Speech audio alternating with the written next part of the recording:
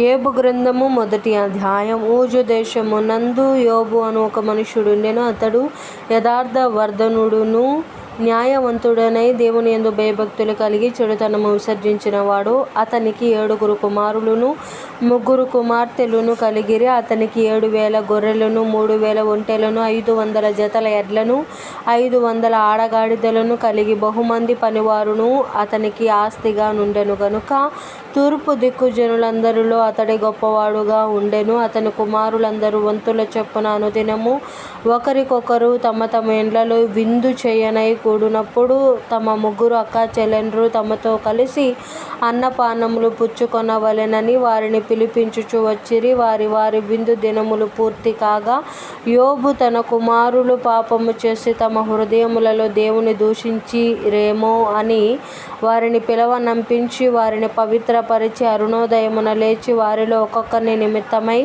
దహనబలి నర్పించుచు వచ్చెను. యోబు నిత్యము అలాగున చేయుచుండెను. దేవదూతలు యెహోవా సన్నిధిని నిలుచుటకై వచ్చిన దినమొకటి తటస్థించెను. ఆ దినమున అపవాది యగువాడు వారితో కలిసి వచ్చెను. యెహోవా నీవు ఎక్కడ నుండి వచ్చితివని వానినడగగా అపవాది భూమి మీద ఇటు అటు తిరుగులాడుచు అందులో సంచరించుచు వచ్చి తినని యెహోవాకు ప్రత్యుత్తరమిచ్చెను. అందుకు యెహోవా నీవు నా సేవకుడైన యోబు సంగతి ఆలోచించితివా?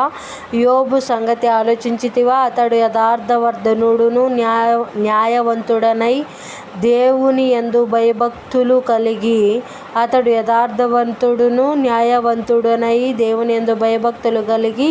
కలిగి చెడుతనము విసర్జించినవాడు. భూమి మీద అతని వంటి వాడెవడును లేడు అని అడుగగా అపవాది యోబు ఊరకయే దేవుని యందు భయభక్తులు కలవాడాయనా? నీవు అతనికిని అతని ఇంటి వారికిని అతనికి కలిగిన సమస్తమునకు చుట్టూ కంచె వేసితివి గదా. నీవు అతని చేతి పనిని దీవించుచుండుట చేత అతని ఆస్తి దేశంలో బహుగా విస్తరించి ఉన్నది. అయినను నీవు ఇప్పుడు నీ చెయ్యి చాపి అతనికి కలిగిన సమస్తమును మొత్తిన ఎడల అతడు నీ ముఖము ఎదుటనే దూషించి నిన్ను విడిచిపోవును అని యెహోవాతో అనగా యెహోవా ఇదిగో అతనికి కలిగిన సమస్తమును నీ వశముననున్నది.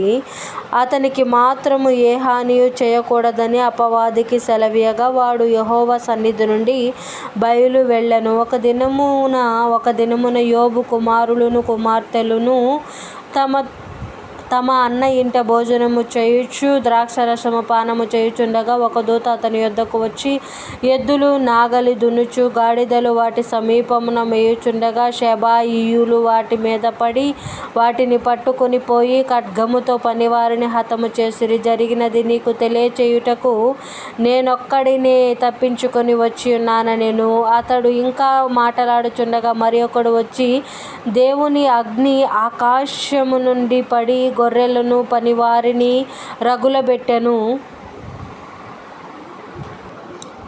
రగులబెట్టి కాల్చివేసెను. దానిని నీకు తెలియజేయుటకు నేనొక్కడినే తప్పించుకొని వచ్చి ఉన్నానెను. అతడు ఇంకా మాటలాడుచుండగా మరి ఒకడు వచ్చి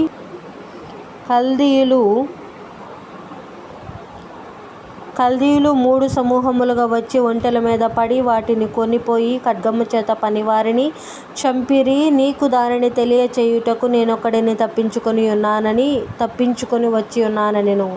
అతడు మాటలాడుచుండగా వేరొకడు వచ్చి నీ కుమారులను నీ కుమార్తెలను తమ అన్న ఇంట భోజనము చేయుచు ద్రాక్షరసము పానము చేయుచుండగా గొప్ప సుడిగాలి అరణ్య మార్గముగా వచ్చి ఆ ఇంటి 4 మూలలను కొట్టగా అది యవ్వనుల మీద పడినందున వారు చనిపోయిరి.